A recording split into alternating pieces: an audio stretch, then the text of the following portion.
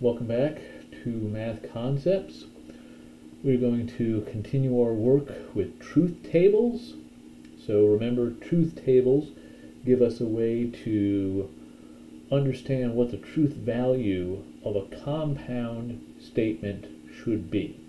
And in order to do that, we need to look at the truth values of the component statements as well as the effect of the various logical operations used to make the compound statement. So let's look at an example here of a truth table for a compound statement. Okay, so in this example we are going to write the truth table for P and Q or R.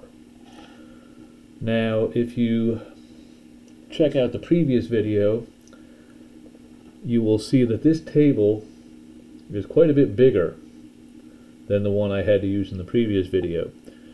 Now, in the previous video, we only had two statements involved. We had P and we had Q. This has three, P, Q, and R. So there are actually 8 possible combinations for the various truth values of P, Q, and R. Okay. So that's why we need these 8 rows, right? 1, 2, 3, 4, 5, 6, 7, 8 rows. All right, so as before, we'll start working in the parentheses, and I'm just going to copy down the truth values for Q and R, just to remind myself.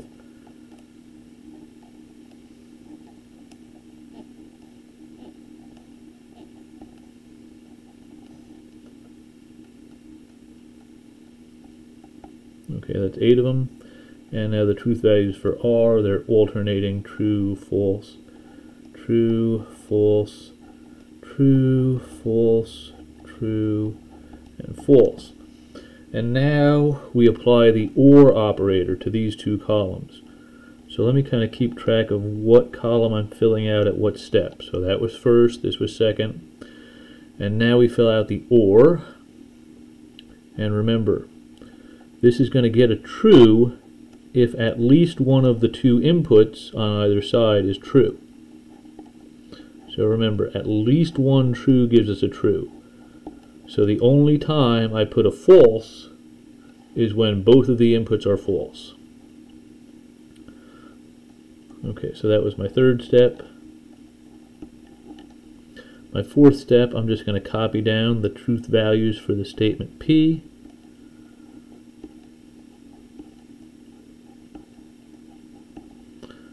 Okay, there's the 8 truth values for the statement P. And now this is going to be my last step. So you got to do the parentheses first, and then we got to do an AND operation with P. Okay, now what we're looking at here is we are looking at column 3 and column 4. And we're putting those values together with an AND operation to get the result that we need in column 5. Okay, so here and here, we're focusing here and here. True, true. True. Now remember, if at least one of these things is false, then the AND statement is false. And this column right here, that's what I would consider our answer. But of course we need all the intervening steps to make this work. Okay, so that is the truth table for P and Q or R. All right, and what we do is we look at the various values for the individual component statements P, Q, and R, and then we look at how the logical operations of OR and involved give us the truth value of the compound statement. So let's look at this question right here.